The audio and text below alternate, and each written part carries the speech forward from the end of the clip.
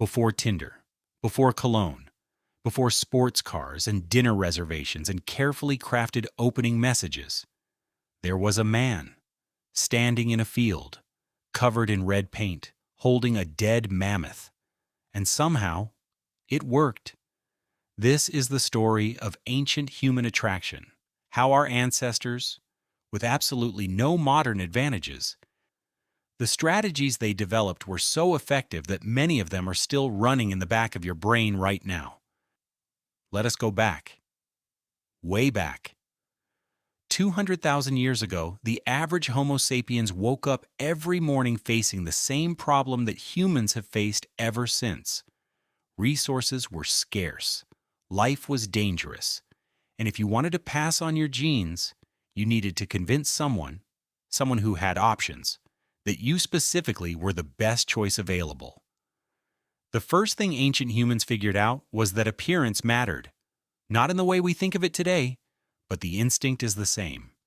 The oldest jewelry ever found dates to approximately 130,000 years ago in Morocco.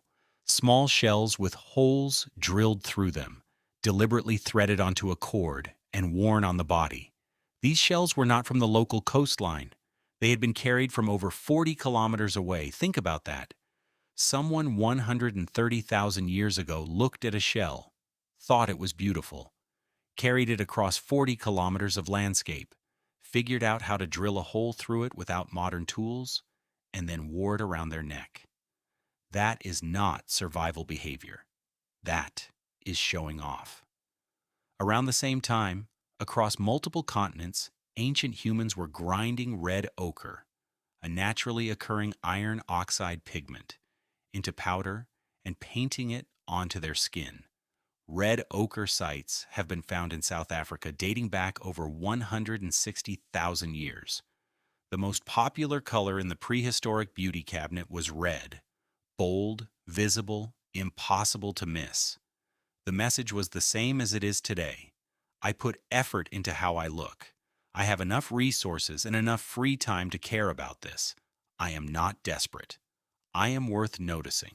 Now let us talk about the mammoth. Meat was everything in the ancient world. Calories were survival, and the ability to bring back large quantities of high-quality protein was the single most powerful display a prehistoric man could make. Studies of modern hunter-gatherer communities, groups living in ways that closely resemble how our ancestors lived, consistently show one pattern. The best hunters have significantly more mating opportunities than average hunters. But here's what makes it interesting. The best hunters do not just eat the meat themselves, they share it, widely and publicly. They distribute it through the group in a way that everyone can see. The hunt is not just about the food, it is about the performance of the hunt. Anthropologists call this costly signaling. The idea that a display is only convincing if it costs you something real. Anyone can say they are strong. But dragging a 500-kilogram animal back to camp is a statement that cannot be faked.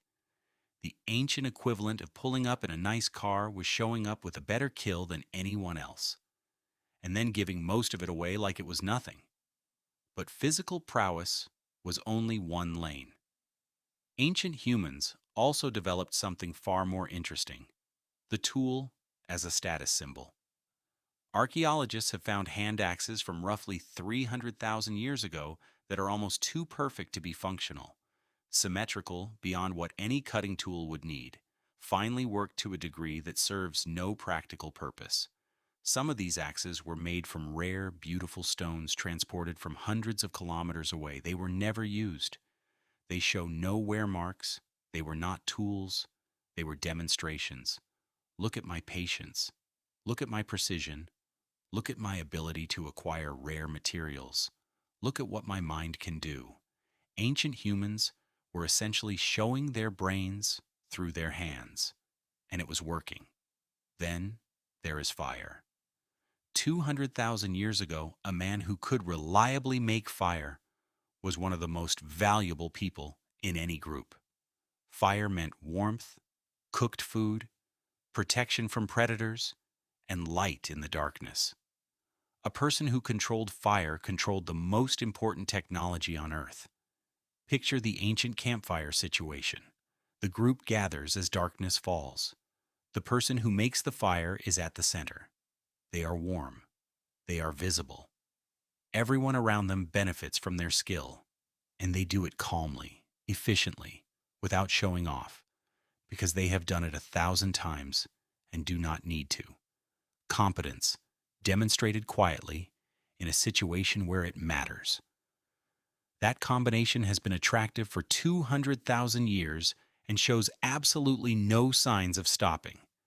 Now the most underrated ancient attraction strategy, music. The oldest known musical instrument is a bone flute found in Slovenia, carved from a bear femur, and estimated to be between 40 and 60,000 years old. Someone 40,000 years ago, before writing, before agriculture, before any civilization we would recognize, took the time to carve holes in a bone at precise intervals so that it could produce melody. Music is one of the most universal human experiences across every culture on Earth, and it appears to activate the same brain reward systems as food and physical contact. Playing music well, in the ancient world, was proof of coordination, timing, memory, and creativity all at once. It was also an invitation: come closer, listen, stay. But the strategy that separated Homo sapiens from every other species, including the Neanderthals, who were physically stronger, larger-brained in some respects, and had been in Europe for hundreds of thousands of years before we arrived, was social intelligence. Neanderthals had the physical advantage. What Homo sapiens had was the ability to build larger, more complex social networks, to tell stories, to make and maintain relationships with dozens or hundreds of people simultaneously, to create a reputation that preceded them into a new group. The most attractive ancient human was not just the strongest or the best hunter. It was the person who everyone else respected, the one others listened to, the one who could walk into an unfamiliar group and within days become indispensable to it. Social capital was ancient currency, and collecting it, being genuinely liked, being trusted, being the kind of person that other people wanted around, was the deepest form of attraction our species ever developed. Here's the part nobody talks about, though. The most successful long-term reproductive strategy for ancient humans was not the flashiest display. It was consistency. The partner who came back, who showed up when things were difficult, who stayed through a cold winter and a failed hunt and a sick child. The ancient world was brutal, and raising children in it was nearly impossible alone. The person who could be counted on in the dark, not just impressive around the fire, was the ultimate long game. So the ancient human attraction toolkit looked something like this. Make yourself visible through appearance and effort. Demonstrate your value through action, not words. Share what you have publicly. Show your mind through what you make. Be the person others come to. And then, stay. 200,000 years of refinement went into that system, and if you look closely enough, none of it has actually changed.